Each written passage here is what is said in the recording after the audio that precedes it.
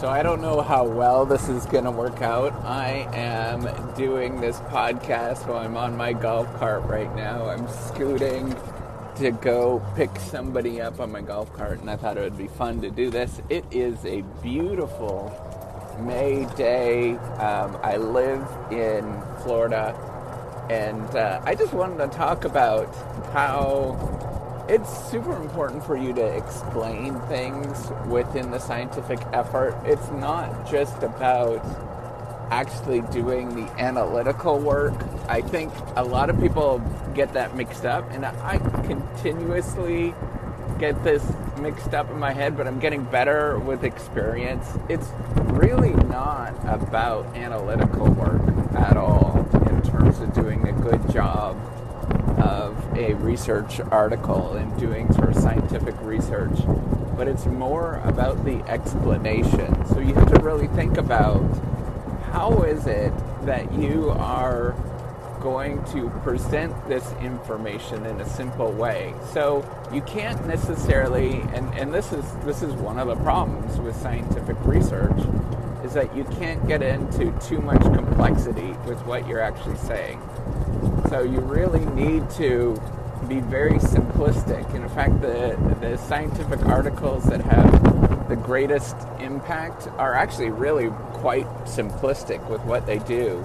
I can think of, a number of different scientific articles is that they're just simplistic. And if you look at the ones that don't get a lot of traction, they're overly complicated with what they're doing, and not like overly in the sense that, they're wrong or, it doesn't reflect reality. It's just that it's hard for people to make sense of them, to communicate that message or what they're about.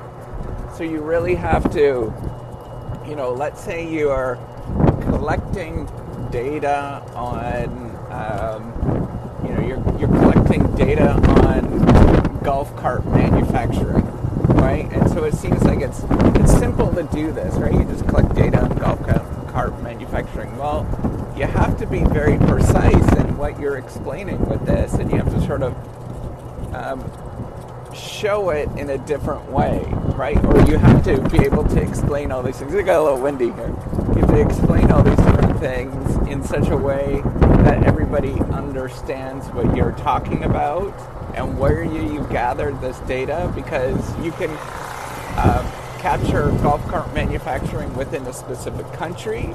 You could look at golf cart manufacturing of, maybe it's different kinds of golf carts. You can look at all sorts of different angles with it, and you have to be very precise. So even though you might just simply say something like golf cart sales, right? And that might be the thing that you're looking at. Well, there's different ways to measure sales. Is it the unit of what you're actually, measuring? Is that what you're actually going to get at sort of the number of units of production? Or is it the price that you're selling it for? Is it the market share? Is it the, overall, market value of the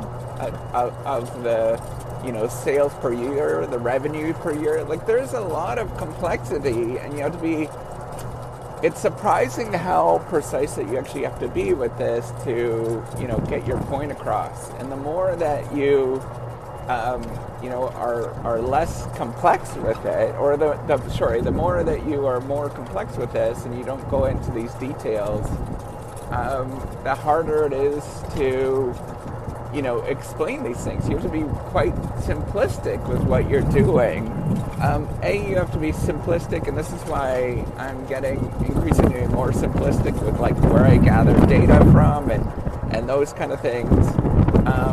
But not only that, but then B, you have to be simplistic in explaining these things, right? So you have to somewhat, not necessarily hide what you're doing, but you have to be word it in such a way that it seems easy to do on what you're actually working on.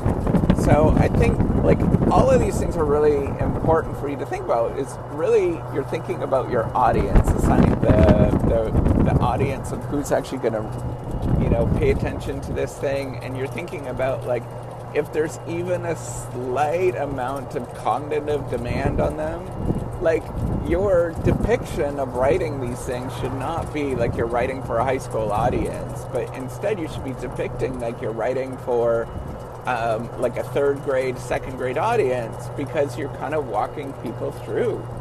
And I know that seems sort of, some people might take offense to that, but it's actually the truth. You have to walk people through in what you're actually trying to say. And the simpler it is, like a second grade audience, the more that people are actually going to pay attention to what you're saying and, think about like, oh, why didn't I say that? That's an obvious thing, but nobody has said it. And it's also really important. And nobody has said it. Why hasn't that happened? And when you get that, that is when you sort of hit the jackpot with it, right? So that's where you have to be super simple with what you're actually doing and go into details about it. Hey, man. There's so many that do that. It's neighborly here, other golf cart folks that are driving around. It's awesome. I live in a golf cart community. So what I need to stress is that you need to be more simplistic with what you're doing and do more simpler things.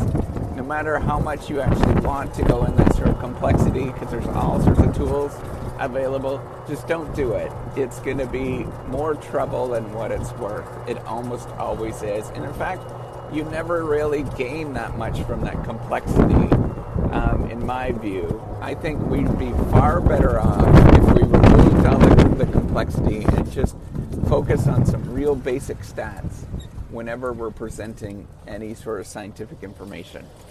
Much, much better off. Just simple averages, simple counts, and that's it. And in fact, I'm in favor of getting rid of things like regression and all those kind of things altogether, and just focusing on really simple artifacts that you might see. But that's not going to happen. So you have to sort of balance the complexity with the simplicity at the same time. But more simple is better. All right, take care and have a wonderful day. Bye.